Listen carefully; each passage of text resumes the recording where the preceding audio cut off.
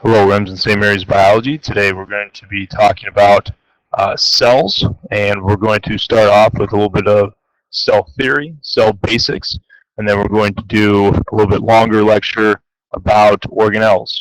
Okay, so let's go ahead and get started. First thing we need to know about cells is that they're first described in 1665 by Robert Hooke, and then the first living cells were observed by Anton van Leeuwenhoek a few years later. Now, the cell theory is described in three different principles.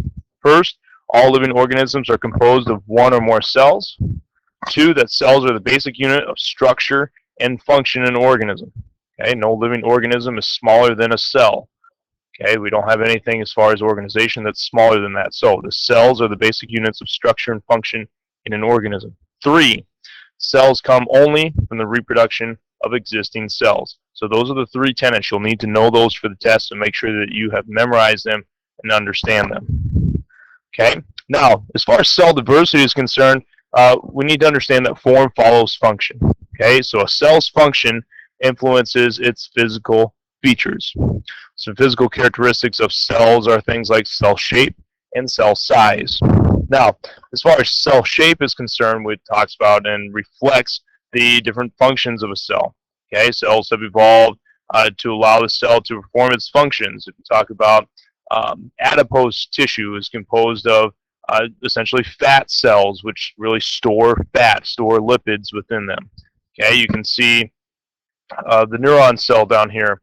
Okay, sorry, the nerve cell. This is the actual cell that will send an impulse. Okay, from the cell itself down the axon into the nerve ending. Those nerve endings go into muscles, okay, and they can connect to other nerves. So these types of things are important. The form of this follows its function, okay. The adipose tissue here, you see it's small and flaky. It can flake off. It's just a covering is all it is, okay. Now cell size is a little bit different, okay. So shape is important for what it's doing. Now size, most cells are very, very small, okay. 1/500th the size of a actual period that you see here. Okay, so they're very, very small. The surface area to volume ratios are crucial to cell function. Okay, so we need lots of surface area to accommodate the demands of a cell. Lots of surface area. So now that becomes an issue. Okay, that becomes an issue. Sorry. When we talk about cells, we're talking about why are cells so small? Well, if we need to get materials in and out of the cell very quickly, we can't make the cell too large, or else materials will not penetrate far enough and it'll take too long to get out. So the efficiency is not there. So we need lots of surface area for the cell. So in order to be efficient for the size of the molecules, remember molecules aren't large. Molecules or for compounds are fairly small. So we need the cell to also be very small to accommodate them. All right, now that's cell diversity. Now within that, all cells have general three things. One, they have some sort of plasma membrane. The cell's outer boundary, all materials must enter and exit through this membrane. So it's selective. Okay, certain things can come in and out of that membrane. Two, all cells have an area between the membrane and the nucleus that holds all the organelles. This is called the cytoplasm. All right. And three, we have what's called the control center. So in a eukaryotic cell, this would be the nucleus. Okay, so this holds all the information needed for cell replication and for function as far as creating proteins. Okay. Now, basic parts of a cell. Okay, as we look at this here, we can obviously see the general idea here. We have the cell membrane around the outside there. We have in there the cytoplasm, okay? Everything in between the cell membrane and the nuclear membrane that holds the organelles is a cytoplasm. Okay, and finally we have a control center or the nucleus. Okay, all right, so now a little bit more to cell diversity. Let's talk about two different types of cells. One, we have something called a prokaryote. Prokaryote. These are organisms that are unicellular, one cell. They lack a membrane-bound nucleus. But it's still a control center, but it's just not membrane-bound. They lack the membrane-bound organelles. and the DNA concentrated in an area is called the nucleoid. Okay, so there is an area. It's called the nucleoid. Okay, it's just not a membrane-bound nucleus, so the DNA is still concentrated in one area. Prokaryotes have two domains that we generally associate with them. It's bacteria and archaea. Okay, so bacteria are closer relation to the first forms of life that we know. Archaea are closer to the relations of the eukaryotes. Okay, the second type of cell that we're really concerned about on a grand scale. I mean, we're talking about the grandest and generalist of scales of all living organisms in the known universe here. We have prokaryotes, and then we have eukaryotes. Okay, organisms are made up of one or more cells. So we're talking about unicellular organisms, and we're talking about multicellular organisms. They have a membrane-bound nucleus, kind of like the picture we just saw that we were naming the cell parts. Membrane-bound nucleus. Have membrane-bound organelles, meaning that vesicles have to pass between them. We'll talk about that in a little bit. DNA concentrated in the nucleus. Okay, so there is a control center. It's known as the nucleus. The DNA is held there. And it's generally larger than a prokaryotic cell. All right. Now, as far as levels of organization, we have two different methods. Okay, if we have a unicellular organisms, we can organize ourselves into what is called a colony. Okay, so these are genetically identical cells that live together. They're connected. However, they're not considered multicellular because those cells do not work for each other. They hang on to each other, but they're not necessarily passing information or materials between them. They might be hanging on to each other for mutual benefit, but certainly not for a diversified purpose. Okay, so then the second way of organizing ourselves is multicellular.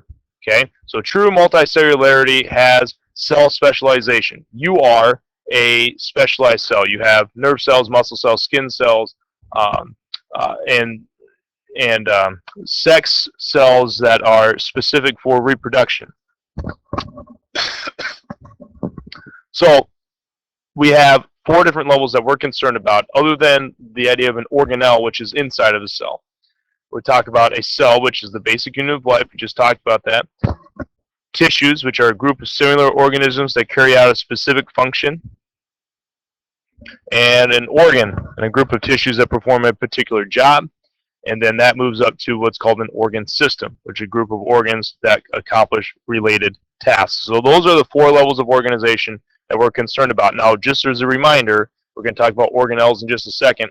Organelles are found within cells. Okay, so now we're going to move into the idea of what's inside of a cell. So what's it doing? So again, this is kind of the general picture that we're going to work with today. We're going to crop a little bit and zoom in and show you some different things. But these are, generally speaking, some major organelles that we're going to be concerned about. And for the most part, you'll just need to, for the most part, all we need to be really concerned about are the things that we're going to touch on here just momentarily. All right, so now we're going to be concerned with only eukaryotic cells. Remember, these are the cells that have membrane-bound nuclei, membrane-bound organelles, generally a little bit larger than a prokaryote, okay? And the DNA is found in a nucleus. Okay, so let's just concentrate on their structure and their organelles. Let's start here with what's known as the cell membrane.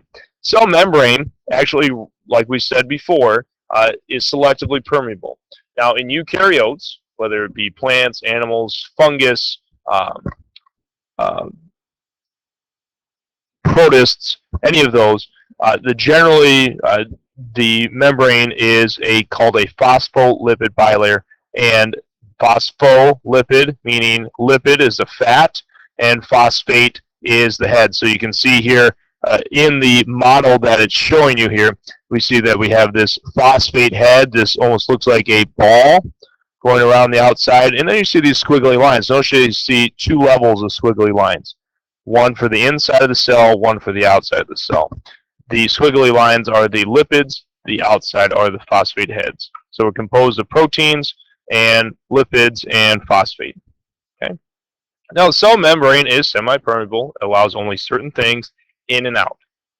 Okay, so if in our case here, in our case, the cell membrane is going to run around the entirety, okay, the entirety of the cell. You can see here that the cell membrane will actually create, and we'll talk about this during transport into and out of the cell, that we'll talk about the actual creation of a vesicle, which is um, just the cell membrane creating a little pocket, if you will, of material. Now, the cytoplasm is, again, we talked about this just briefly, but is a network of membranes. It holds the organelles in place. Okay, so it's a network of membranes that does that, and it's anything that comes between the plasma membrane and the nuclear membrane. Now, there is such a thing as called the cytosol, which is anything that is between the cell membrane and the nuclear membrane, which does not include the organelles. Okay, now let's run through some major organelles that we're going to be concerned with. First of all, talk about the nucleus. It controls the functions of the cell. It's covered by a nuclear envelope. The reason why it needs to be covered by a nuclear envelope is because it needs to hold in this nuclear material here. Oops.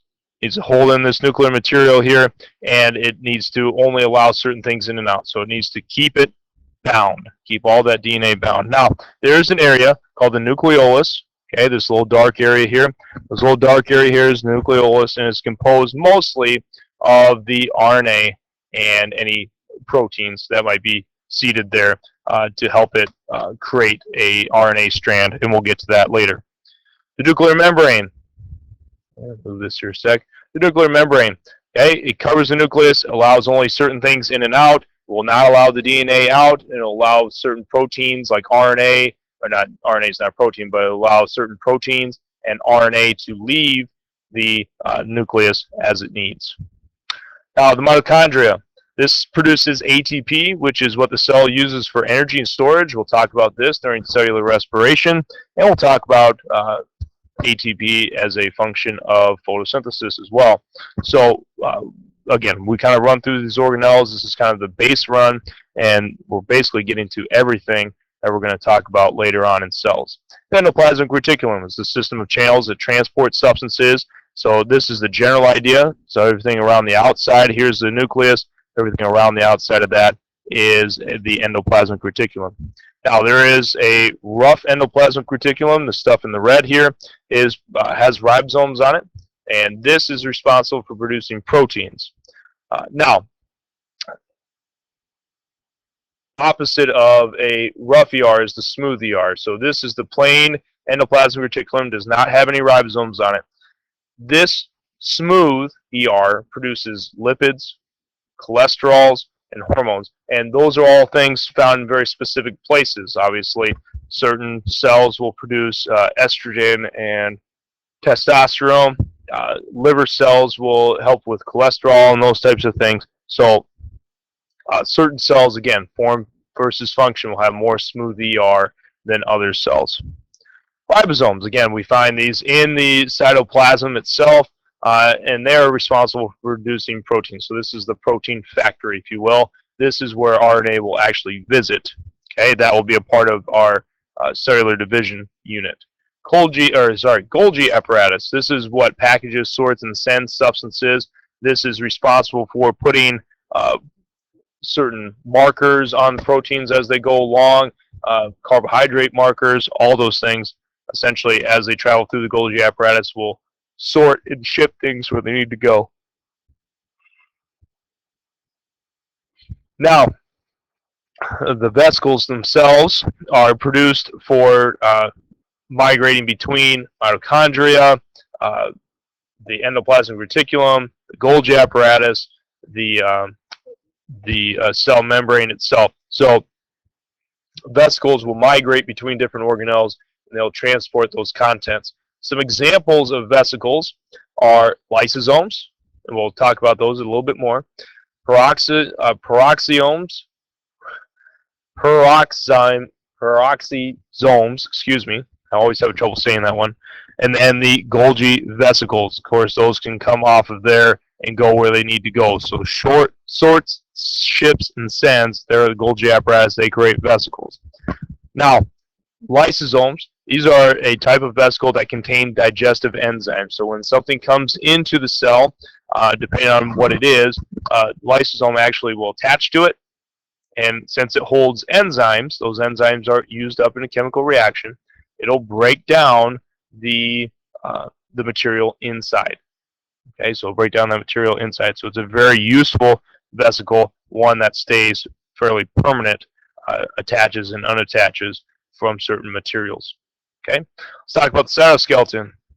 Cytoskeleton is a network of thin tubes and filaments that crisscross the cytosol. It gives a shape to the cell from the inside, kind of like a tent, if you can kind of think of it that way. Okay, so large tubules with large tubes with hollow tubes that help shape the cell are called a microtubule. Microtube. Okay, if you can think of a tube, it's hollow. Then we have microfilament. Okay, small solid rods that help shape the cell. So the solid ones are microfilaments. The tubules look like tubes. Okay, now for a cell to move around, part of the cytoskeleton, we have what's called a flagella. This is how sperm goes, swims through to find the egg in the woman itself. But the flagella actually is a long, thin, whip-like structure with a core of microtubules. Enables some cells, specifically sperm, to move. That's kind of an S shape, kind of like a whip-like shape to get it to move. Another locomotion for cells is the cilia. This is found obviously in the reproductive organs of a woman to help move the eggs along, and also it's found in your bronchial tubes to help mucus get out of the lungs.